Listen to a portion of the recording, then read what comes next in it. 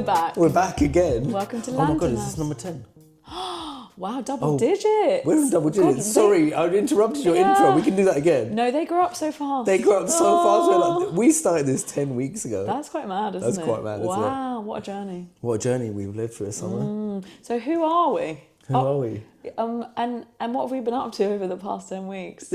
Oh my god, so we're Lantyn Labs. We're a podcast where we make things in AI and show them to each other every week. We humanize AI with the way that we make stuff and create stuff. We teach people how to use AI through the work that we do. We do talks, we make things, we make films, we do so many things that when you think about I was really reflecting on how far this 10 weeks is even amongst what we've been doing has impacted things just how fast things move. Yeah, and you know what? I'm really grateful for it because every week we talk through the AI products that we're making ourselves, really to help us with our own lives, but it keeps us accountable. But we were just saying, but we're also building our business at the same time. Yeah. We're both creative people that have found AI and come together, and really we've learned as entrepreneurs how much the business plan changes. Let's be real. And that's been a really interesting journey that we've been on, but I'm really grateful to this podcast for keeping us accountable. And when you look back and shout out to anyone who's just listening now, but I can't wait to I'm doing us a media pack, and we've made so much stuff over the past 7 weeks. You know what, as it's double digits, why don't you just tell me about your 3 top things that we've made? And it's a good one for any listeners that are just joining us now. My God, yes. And they want to go back and listen to some old eps. Yeah, absolutely. I would love to do that because that's what I mean. I think it's really interesting. One of my favorite things this week was one of the people that we went to speak to had revolutionized a business plan or a business model in an existing industry, and it was only by a factor of they were able to make stuff slightly faster than a traditional company in that industry, but it's only marginal. And then when you think we make 2 or 3 things a week and then we tell each other about them. What pace is that in business? So when we think about the idea of the pivot in a normal business, pivots happen once every 3 months, once every 6 months or something. Ours are happening weekly. Weekly, because when we think about was it the last one or the one before, number 8 when we recorded that, we're actually we've just tried to be GPs for a day. We do not like being GPs. GPs respect the GP, bro. Big up the GP. That is not where our energies are best used, right? Yeah. So when I think about what's my favorite thing about us basically doing this for the last 10 weeks, yes, holding ourselves accountable, but also being super open, not just with each other about the things we make, because obviously whatever I make, I'm I just made this thing, it's really stupid, I don't know if it's going to work or not, but to say this and then record it and then share it with the world and be I made this really stupid thing, the link's in the bio, you can go and play with it, I don't know if it works, yes or no, I feel that act of doing that, for both of us, has been really important to make people come on the journey with us and feel actually this brand new technology. In my head, I'm if people see that I can do it, then they must just go, yo, if Omar can do it, I can do it. 100%. And I guess what we're talking about when we're building is we are really pushing the edges of vibe coding. And I get to the point that if people don't know what vibe coding is, it's basically making your own products using AI. And we get to the point all the time that I'm looking for a message board that doesn't exist, that's trying to help me fix something, And it's interesting, I guess, with the sale of Lovable, it's the highest rated startup in the UK, and it's super new and it helps people vibe code things. But really, if we zoomed out and we talk about what we do on this podcast, we vibe code the hell out of our day-to-day problems while building our business in the fastest moving industry in the world right now. And I think both those things have been in parallel, one feeds off the other one, because suddenly this podcast we didn't initially start a podcast. We're actually so many of our conversations over a cup of tea, we should probably record these conversations, because this is really interesting to go how do I, in a brand new, an entirely brand new space, feel my way around it? Yeah, and you know what it's done? Obviously, we're doing that as a practice anyway, but because we know we have the podcast where we have to not only tell each other, but tell other people about the products that we're making, it accelerates our research into what we actually want to do. Because while we're building an AI company, when the world and their wife are AI consultants, we've kind of realised the difference between us and them is the fact that we're making stuff so much and our connection to culture and our backgrounds in AI. But it also means that I've learned by being on this journey together, like that I have a really deep interest in like using AI in personal development. In the last 10 weeks, I think your stuff has blown up as well, hasn't it? It really like has, your kind of AI videos about like old drum bass raves, and like we didn't know that when we started this podcast. So when I write the blurbs and I say we're making stuff as we build our business, like we really are. And it's like building with Lego without a map to what the Lego looks like, and that's what's really fascinating, because like, you know, I think what's been really interesting is to be able to sort of like witness each other go through that journey, because I think you're right. Like, you think about in the last 10 weeks, like just how important self-development and AI has sort of like not just sort of like become to you because it's always been important for you, but how much it's like demystified, or like how much clearer you can see and go like, okay, I'm going to make this thing and this thing's going to do this thing. And I'm like, wow, like it's fascinating to watch you go on this journey. And I think that's what's my favorite, well, another one of my favorite things is like actually sort of like, yeah, we share stuff with everybody else, and in the hope that like, you know, it's inspirational for everybody else. But I get to see your journey like from the boxes. Do you know what I mean? Same, yeah. And it's like it's fascinating because like it's an amazing way to like go like, how does someone think? How does then someone articulate that thought through a machine? And you know, like your talk yesterday at King's College, when someone asked you about like, you know, someone was talking about Sesame, the AI like assistant that is so like, you know, human, takes breaths, like pauses, is slightly flirtatious. You know, it was a man talking to the woman one, which obviously was like, you know, designed to be like a very famous movie. But it just like, I nearly put my hand up to like go like, yo, do you remember when you talked to the male version and you basically convinced it to give you a job, or it offered you a job because you started talking to it in cheat codes? And like, when you think about that and you think about like personal development and the space that is like being created, it's like, I don't even think we have an idea of the space that we're in. We really like, don't. And did you see that thing that Zuckerberg said yesterday? Which one? No, I think I mentioned it to you, but I didn't send it. Basically, Mark Zuckerberg said the future of AI is all of us having our own personal, I can't remember what he called it, but like personal intelligence that helps us achieve our goals. And I was like, that's exactly what I'm doing. And I was like, well, that's what I was focused on that area a little bit when I was at Meta before, but I was like, oh, how interesting. I'm doubling down on that right now. Yeah. And Zuck's just announced it. In a way, it's annoying, to be honest, because it's like, oh, who's got more money to make stuff? I wonder. But like, but it's also affirming. Like, it's also really affirming. And also, I think, to be honest, from a PR perspective, I learned so much at Meta, and I know there's so many wonderful things, and it is so interesting. Oh, actually, something interesting to talk to you about. Like, it is interesting, they were at the forefront of social media, and that is a really important thing. And actually, a friend of mine that used to work there said she did some onboarding about like how social media is the future of communication, and they kind of indoctrinate all the people, all the full-timers, like about that, which I didn't realise. Did you? I mean, I'm sure they like make you look at all sorts of like onboarding videos, do you know what I mean? With probably Kevin Bacon in them or something. Yeah. But like, you know, and like in a way, if Mark Zuckerberg hadn't have like used the internet for the most human of things, which is to see if there's like who's hot in the next class, someone else would have made it. But with that in mind, I'm not sure how much people trust Meta to give all the data away when they're trying to achieve their goals. So that might be a roadblock. But I can't wait to tell you about my talk. But first of all, if you wouldn't mind, what are the best things that you think you've like? I didn't even answer, just went on a tangent. Yeah, what are your favourite things that you've made over the past 10 weeks? Just to give anyone who's listening a taste of the kind of things that we do. Okay, so I think a few of my my first favourite thing is, I'm going to tell you about Knee Boy. I mean, that was like when I went paintballing for my brother's bachelor party, and then decided that I was in a computer game and fell on a exposed twig and really hurt my knee. Like, it really hurt. Like, and I was like, oh, like, you know, do I need to like go and get it looked at? What do I need to do?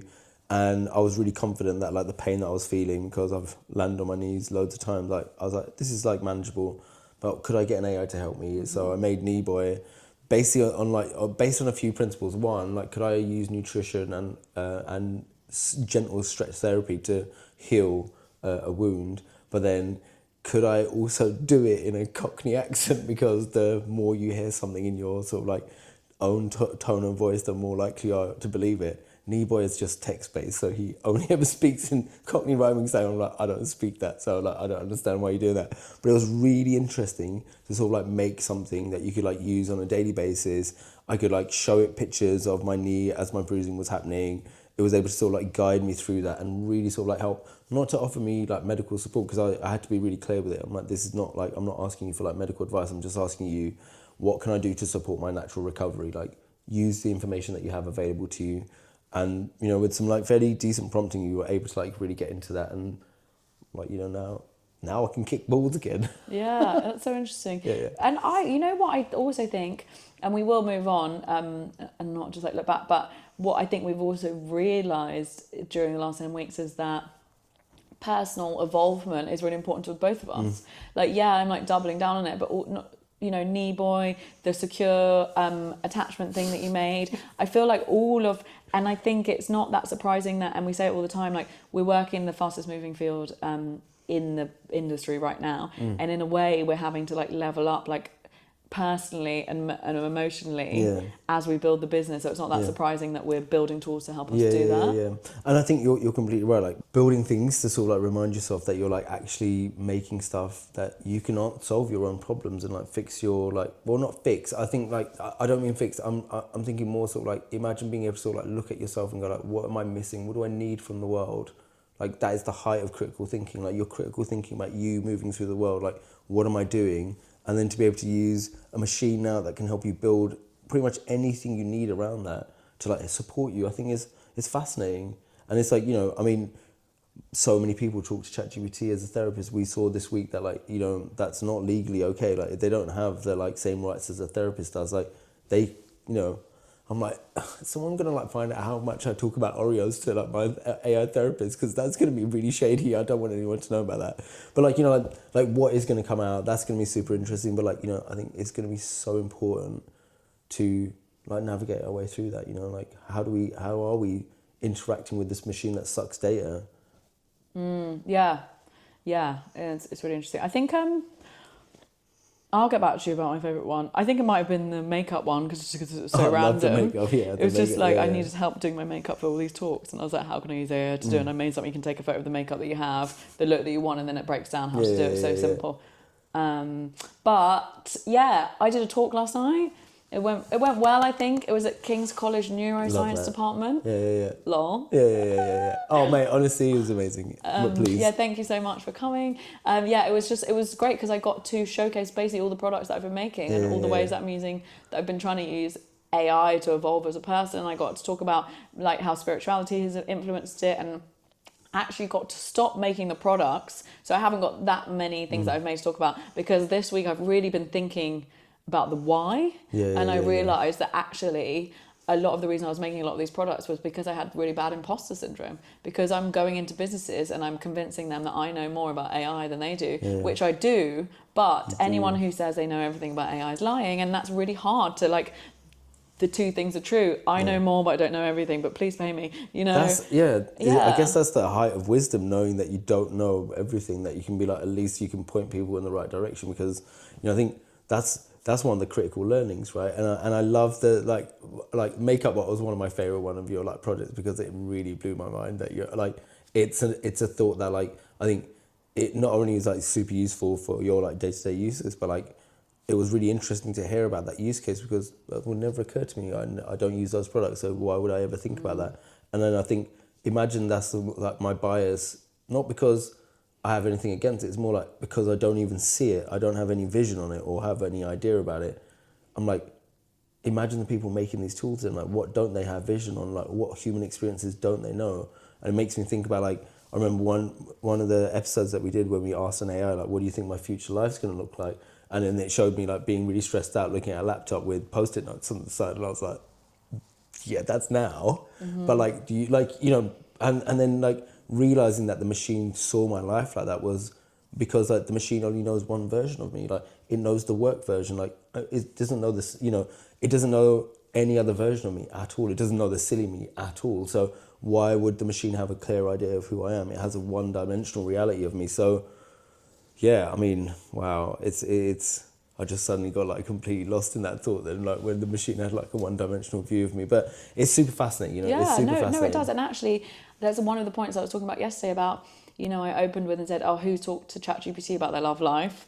Of course we all have. And that was really the kind of like seed of the idea. But yeah, the danger of when you allow the machine to tell you who you are rather than you knowing who you are. Yeah. I think it's such an important nuance to make, especially if we're going to be talking about AIs helping us to personally evolve, the critical thinking and not trusting them too much, because there's no way that, yes, these machines are, you know, even the people that make these machines don't know how they work, but there's no way that these machines can ever truly understand the wholeness of being human. Yeah. And that's it. I think like it becomes so interesting when you think about that idea of critical thinking. Like one of my favorite parts of your talk yesterday was when someone was asking you, like, you know, if the machine lies to us, like, how do we sort of like, you know, navigate that? And it's like, it's such an interesting concept when you think really, like, people with their sort of brains in their heads are like asking that question. You're like, you just go, do I trust this thing? Like, do you just do you just trust things without like ever sort of questioning them? And is it trust? Is it hope? Is it faith? Like, why are we okay with like going, this is fine? Because I think like, your point about critical thinking was so important, because I was like, we need to be critical about everything. Like anytime anything's told to us, we need to be like, oh, hold on a minute. Why are you telling me that for? Like, you know, why do I keep getting ads for that? Yeah, and actually I was thinking, well, I've already got an idea of what I'm going to make next week, which we can talk about in a minute after you told me about your projects, but I was already thinking, how can we use AI to enhance our critical thinking? If that's the most important skill in the future of AI, and it is, and yes, it's taste and having an opinion, but oh my God, I was literally talking about that a year ago, fam. How do we use AI to enhance critical thinking then? Because we are constantly like, I remember ages ago when I was at Google, I saw the study of like, there was a burning building and people trusted a robot to get out more than the humans.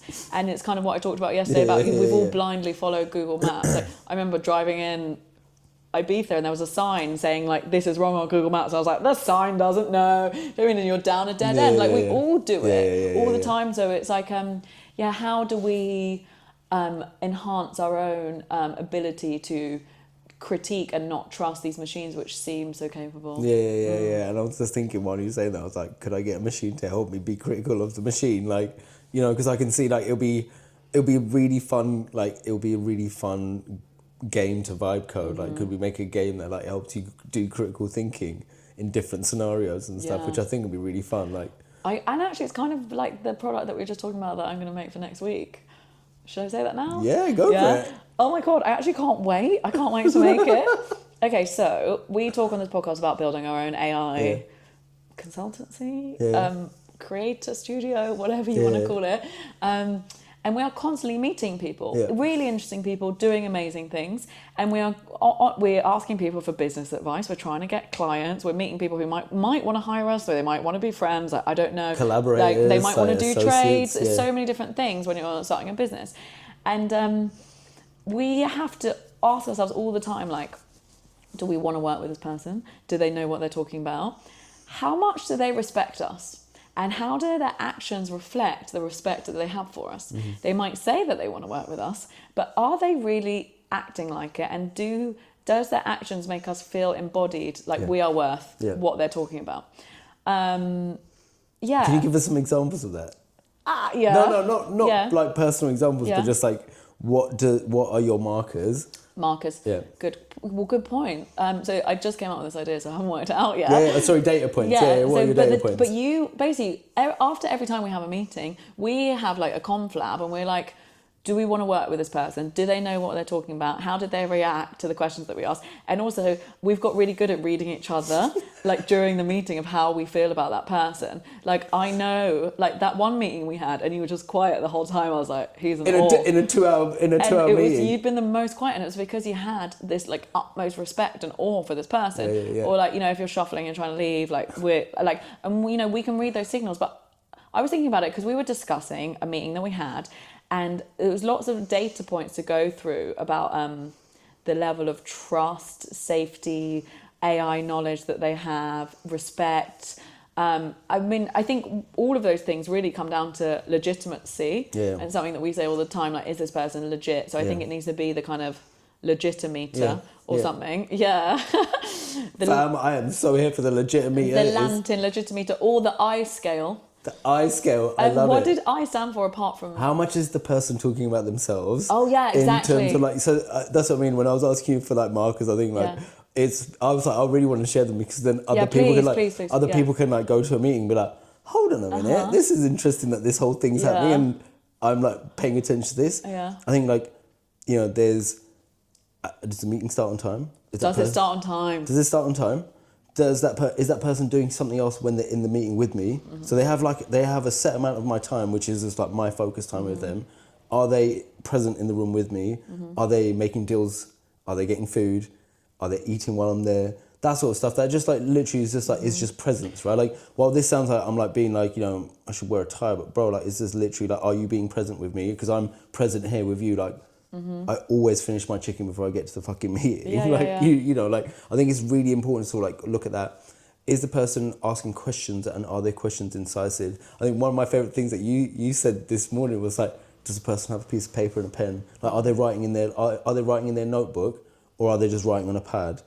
And is that pad like you know, like I was thinking about that. I was like, wow, like actually hold on a minute, like, is it a notebook? Like, if you're writing in your notebook, that means it's important to you and you're going to carry that around with you. Like, if it's... Yeah, and actually the person yesterday didn't have any ways to take notes, did they? So that's a mark down on the scale. Yeah, we definitely have to have it as the person taking notes. And actually, I really want to push on the how much they're talking about themselves scale, because that's such an easy one to quantify. And actually at Google, we used to think, me and some of the girls in the personality team, we used to think, oh, the boys talk too much in the meetings. So we secretly started timing, and then when it got to halfway through, we would just message each other and be like, just talk, just say something, like it doesn't matter what you say, but like they've taken up all the time. And then it led to some really great ideas because it turned out the confidence to take up space. And sometimes the guys were talking about stuff that we'd talk to them about and then like claiming responsibility. So in terms of actual time, it was so easy to like, and when I make this, the I scale, wait, I stood for something, and it wasn't just the names of the people. No, it wasn't the names of the people. It was about like how much is the person referring to the I. Like, oh yeah, I did this thing, and then I did this, and then this other thing that I did.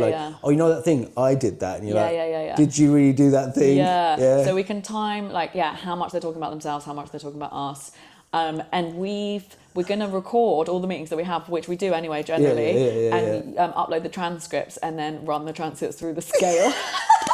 I can't wait. Oh my God. Yeah. Can we please have a leaderboard? Yes. Anonymised, obviously. Yeah. Anonymised. Yeah, of course. But we already have a transcript of one really good meeting that set the bar. Yeah. And that is going to be the like golden goose to reach. And it's like, how far do people... And also, it'll be really interesting because I don't think you could get a better meeting than that. Yeah. I mean, like, only if the M&Ms had been on the table. Yeah. No, but I was like too frozen to eat them. So I was like, just let the information go into the brain. Don't move. But also, I think it'll be interesting because I think sometimes... You know, we have a different way of approaching things. I'm like, everything's great. And you're like, no, hang on a second. And but also how much of that is our own ego.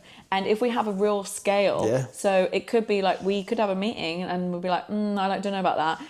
We'll have data points to help us reach a conclusion. Although I would bring it back to the point, if we're really not feeling something, even if they're super high on the I scale, that person goes in the bin. Absolutely. And they, you know, like that links us back to critical thinking. Like, actually, hold on a minute. My gut is saying no, the system is broken. But, you know, I think there's something that's really nice about like making something like that. Not sort of like, you know, for us to sort of like, you know, judge other people, but it's like holding like, you know, to create like space in that, to quantify that space, because you're right, like, I used to work in advertising for the longest time, and like the entire concept of a brainstorm was like hilarious to me, where you go, we're gonna have a room full of people and we're gonna ask people for ideas, and the three people who only like talking in front of people are gonna say ideas. Everybody else is just going to be writing in their books. Like, no one cares to be here. There is no way that this situation is going to get the best idea out of all of us. Like, give people a brief and let them go away and think about it, and then they can come back. But what I was saying about brainstorming is it only allows the most vocal to like stand up and share ideas. Yeah. So what you did, I think, is so amazing that you were like, actually just say anything. Literally anything. Yeah. Like, I love that. Like, you know, maybe on the I scale you could like have like you could like, is it a thing that you could put it in the middle of the table and says and like literally like, it shows like a leaderboard of who's been talking the most in the meeting. Like, does that change as the meeting's going on, and it recognizes Omar's voice and your voice, and like. Oh, so how could we build in like, is this person too keen to impress? And also, oh my god, that would be so good. And also technical knowledge, because we've had a few things when we ask them, okay, but how's that actually work? And then suddenly they're like, and you're like, jargon. You don't know. Yeah. Those two jargons don't mix with each other. What are you talking about? Yeah. I think that's really. I think it's really important because, like, I think you said it at the beginning. Like, it's really important to know that we don't know everything. So when someone starts telling us something that, like, I have no idea about what's going on, but I have critical thinking enough to know that, like, you're not just saying jargon to me. You're actually trying to explain something to me, and you don't need to lean into jargon. I think that's also a really big tell. Like, when people start using jargony words, I'm like, bro, like, I literally live in the jargon world inside the machine. Like, I know what's going on. Like, like in terms of like from the new developments to like, what the nomenclature is. Like, I understand that. So when people start saying random things to me, I'm like, that doesn't even make sense. Like, why are you saying that? I mean, we all do it to a point though, don't we? Like, I'm constantly talking about products that I've made that are half done and stuff, but then, and it's like, how often when you're working in an ad agency, you pitch something, you don't know how you're going to make it. So there's a level of like, I respect bravado that I really respect, but there's also like, we need something to sniff out. Yeah. And I think I just love the idea of like this being like a web app or like an app that you can have on the table, and just be like, because I would love it if it actually was like a big light box in the middle of the room that just sort of like changed colour. But then it would influence the way they act, because really we need to secretly know if it's good or not.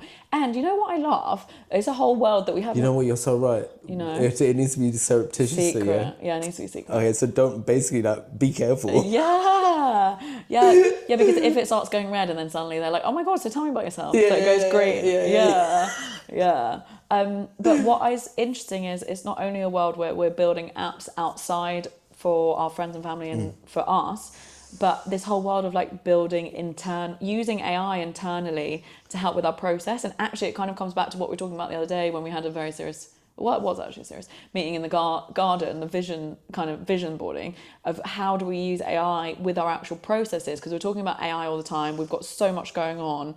It's do you know what I mean? It's like how, and like even when I was thinking about making the meeting to deck creation thing, it's about using AI in the process of a startup to enhance our business. Yeah. And I think like you're completely right, and so many people are building products for that. And I think we talked about it before, that actually like the way that we've been building is like very much like led with the heart. Like, how can we make this the nicest experience for us, and how do we sort of like, because it's not just like the growth of a business or an idea, it's the growth of us while we're doing it, right?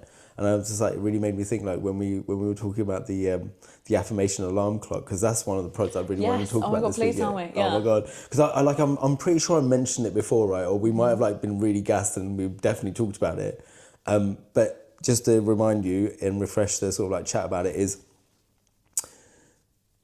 how you set your intention at the start of the day impacts the whole of the rest of your day. And what is the thing that starts your day? It's the alarm clock. Well, what if you could connect those two things and go, I will only be able to switch my alarm clock off by saying nice things about myself out loud. So I set the intention with my full chest at the start of the day, and I have to say it 3 times.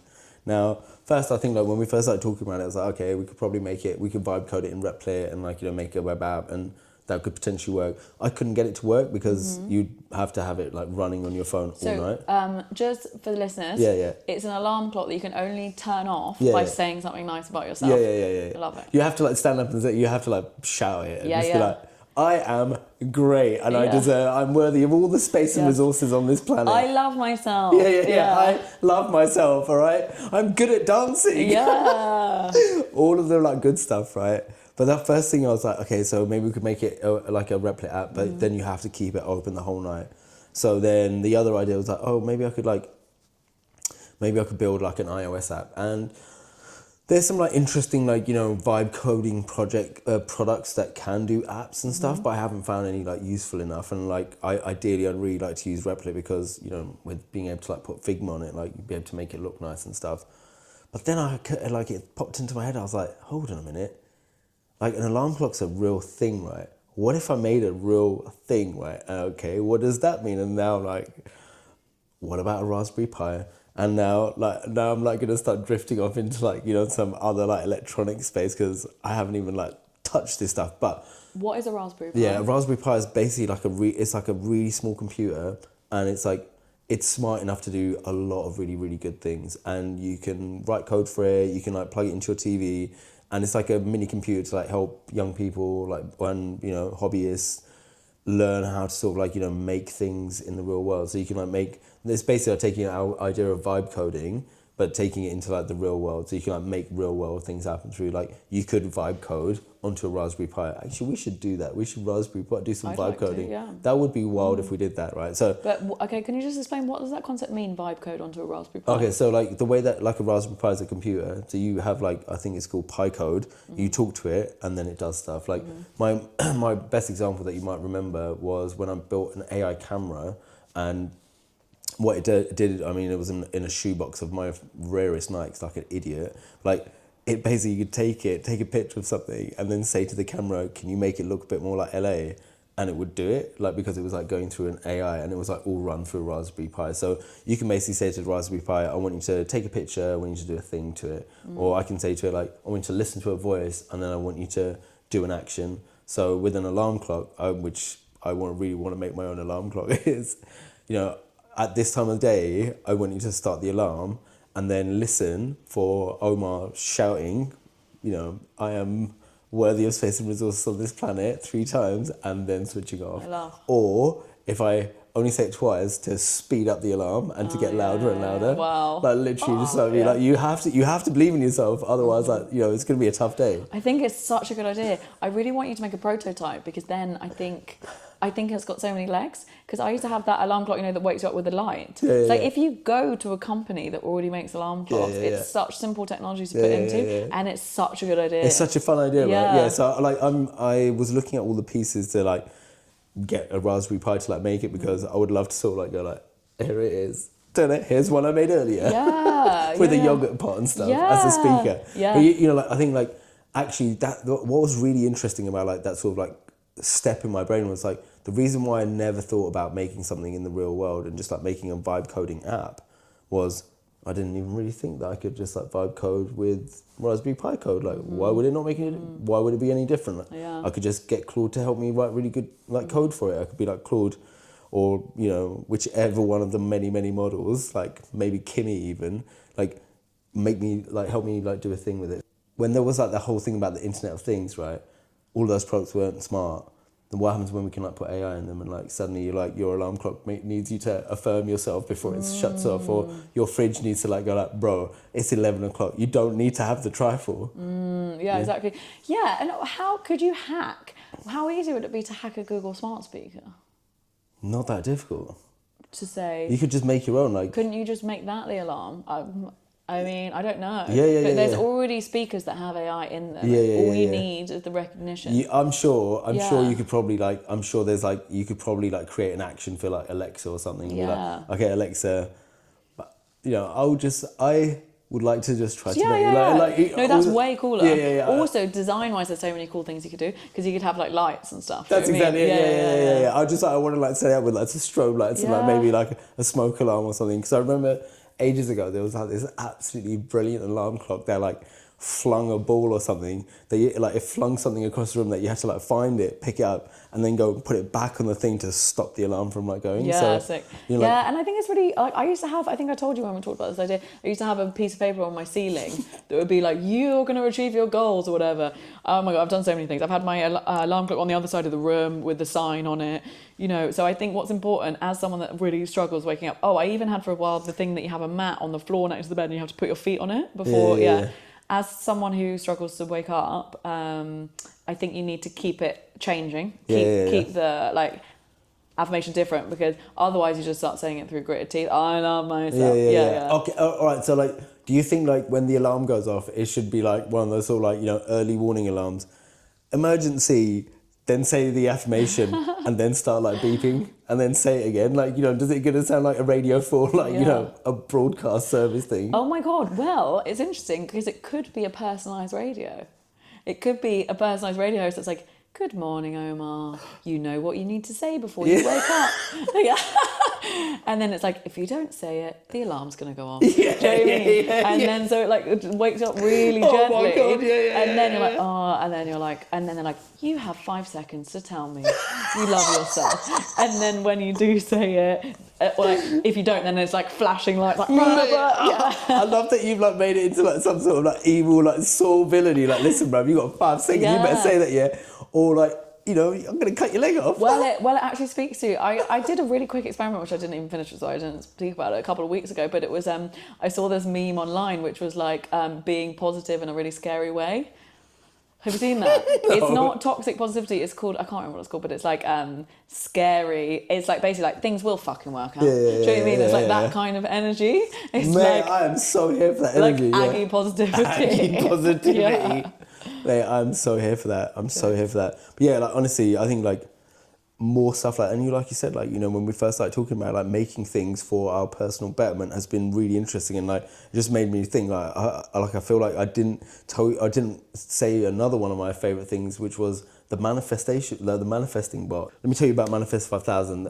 It started from that idea of like quantum energy is like quantum computing is happening in other places, right? And I was like, oh wow, so hold a minute, so like energy must have like some real direct effect on the universe, which I'm not the first person to think about that. There's a million people who obviously know that that's true, right? Mm-hmm. It's obviously true in so many different belief systems. Anyway, I think to myself, oh my God, like I'm one person, my manifestation board is basically like, I'm a few like blocks away from like, it's complete, it's so buzzing. I was like, I'm one person using my one energy to like manifest my one life. That's amazing. If I have an AI agent, like, could I get my AI agent to like manifest that thing for me? And we're like, bro, your task is to basically help me think about this thing until I get it. Yeah, we're gonna get that Astra. It's gonna be amazing. What was really interesting about that day, as soon as I was like, oh, if I can make one AI do it, why would I not get 5,000 AIs to do it? And honestly, like making Manifest 5000, which you can go to, right? You just type in the thing that you want, you push a button, and then 5,000 AI agents basically like say your word every 30 seconds, like they were taking a step. And they do that like they were going on a pilgrimage to somewhere. So by them doing this, like one act of 1,000 steps, I was like, let's see if this is a thing that like helps manifesting work and stuff. But like even that, like taking what is like brand new technology, and I've got to say like, the first thing that I tried out with the manifestation, I was like, I just typed in the word sandwich, and really weird. The next day I was having a sandwich. I was like, manifest bot, you are the fucking best, because here I am eating a sandwich. Mm-hmm. So I guess potentially that was just because I was also hungry. But what was really interesting is like making something that would have no use. It's like, it's a whimsical product. Like who else would I have convinced to like go, can you give me the time and resources and the energy to help me make a bot that is, who knows if it works or not? And it's only through experimenting with ridiculous ways that we're going to get to the fun stuff. It's like a whole new play box in a way, isn't it? A playing pen sort of like area to experiment in, and that's such the opportunity that vibe coding gives. Yeah. I thought I hadn't made anything, but I remembered I have actually. Yeah, go for it. I made something because I'm running this course, Working Through the Artist Way. It's my favourite self-development book. And I was inspired. I think we had the garden meeting about goals and realigning. And then I was thinking, okay, I really wanted to get clear on my goals. And one of the tasks in the book, I was only inspired by it, but it was all about goal setting. So I made an AI to work through it, but it's quite sophisticated prompting, to be honest, because it's got loads of rounds. And basically you kind of start and you say, it's called Goal Captcha. You say like, what's your, what do you want to achieve? And it kind of helps you decide on that if you can't decide. Then it says, what would like solidify that concretely in your mind, like happening, what would signify that goal happening to you? So like say it could be that we both wanted to be actors, but for me, being an actor and knowing that I've made it would be being in a Lancome advert or something. And for you, it might be being in a certain movie franchise or getting an Oscar or like, you know, it's like we could want to do the same thing, but the signify the medal to ourselves would be slightly different. Yeah. So I thought that was quite interesting too. And it allows you to get deeper on your goals as well. So then it asks you, it like prompts you to ask that. Then it asks you, what steps can you take to get there? Oh no, and then it says where do you want to be in 10 years, and then it says what steps can you take in the next 5 years to get there. 1 year, 6 months, this week. Yeah. And then at the end, it asks you for a selfie and it generates a picture of you achieving that goal. So it's quite nice as well because it's like a game. Yeah. So yeah, and I found that really handy personally. Honestly, there's like that is just so genius. So first question is, you mentioned round prompting at the beginning, prompting rounds. It was what does that mean? It was just the prompting was really difficult. Yeah. Not difficult. I've struggled getting it into Replit because it's more like a game. It's more like I have to answer so many questions.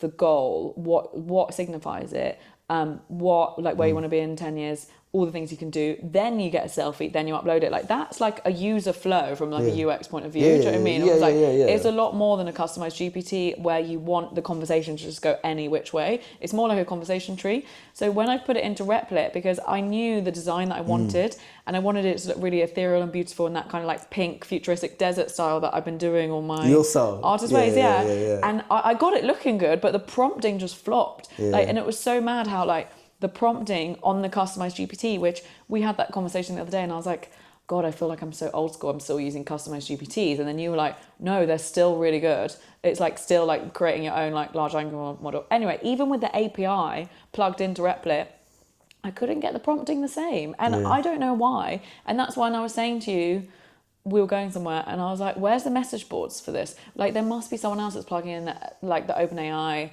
API and they're not getting the same results. And I just want to know why, from a prompting perspective. So that's the edge I've found this week.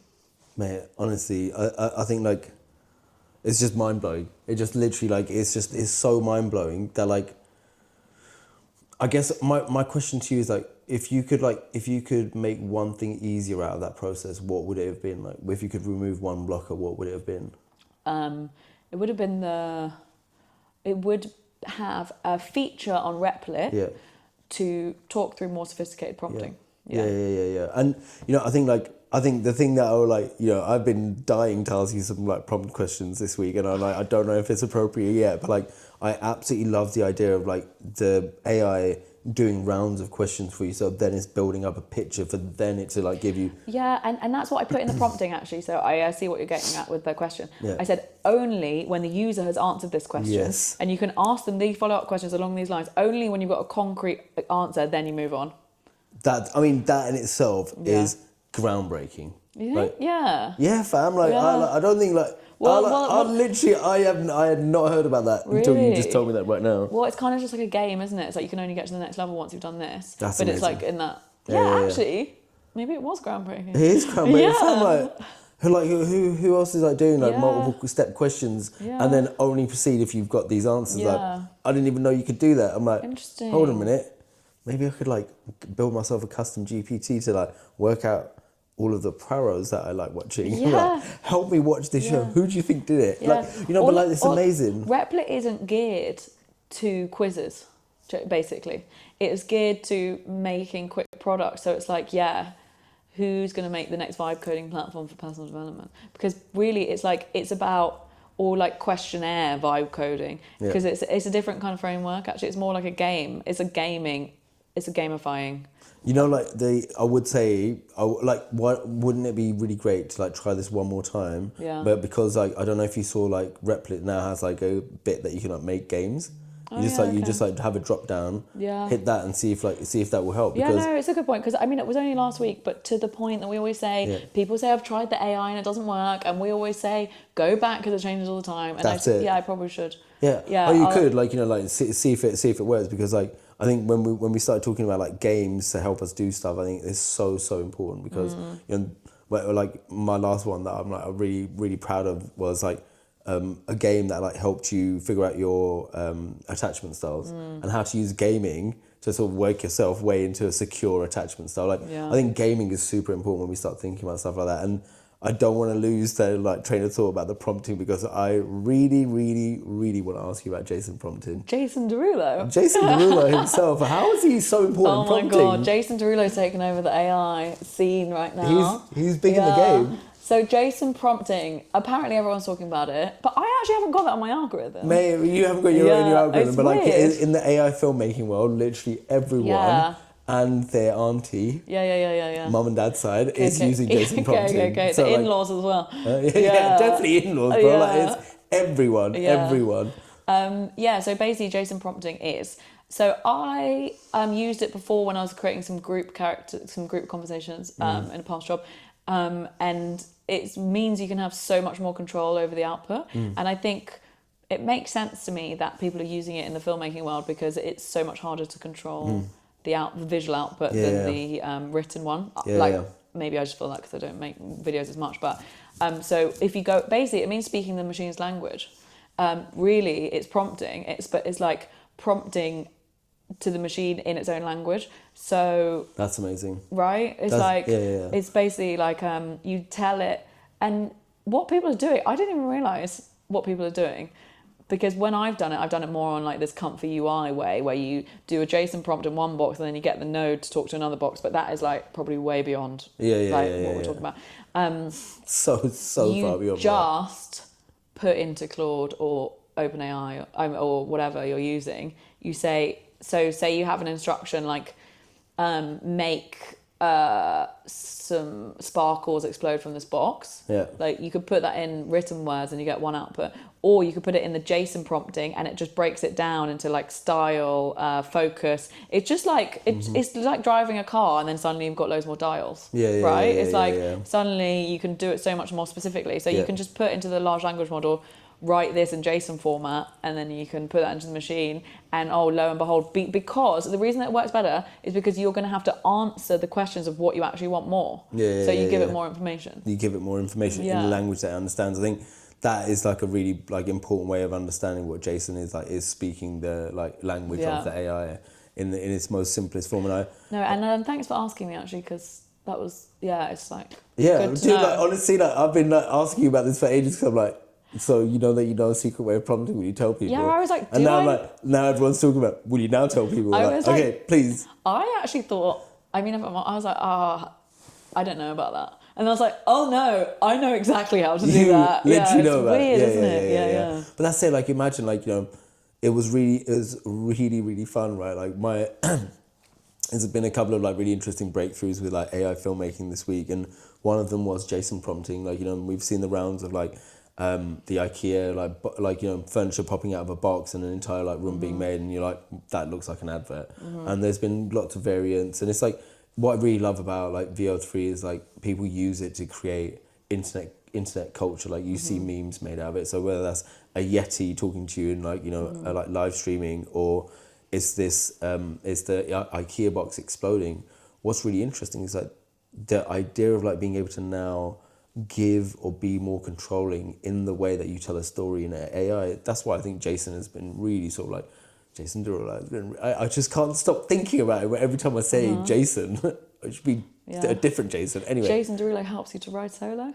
Yeah. No. Anyway, let's cut that bit out. Yeah, go on. Yeah. Like literally, like because the thing is, like I've used it. I've started using it, and it's really good because I can ask for very specific things to happen. And while that's really good, also like I really enjoy letting the machine like have control over itself. I was going to ask that because actually that's what I enjoy too.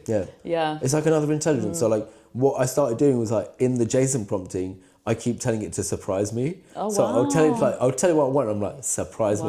But that's trusting in some other machines. But you know what? The fact JSON prompting is popping off is because our human egos are so large that we're like, we know better. We know better. Yeah. And that was really funny, right? So imagine there's JSON prompting and people are like, wow, bro, I go on a thing and people are literally selling online courses on how to do JSON prompting. Like, really? Go to a website, type the thing that you want in and say, give it to me in JSON format. Do you know what I'm going to make? What? A JSON PDF.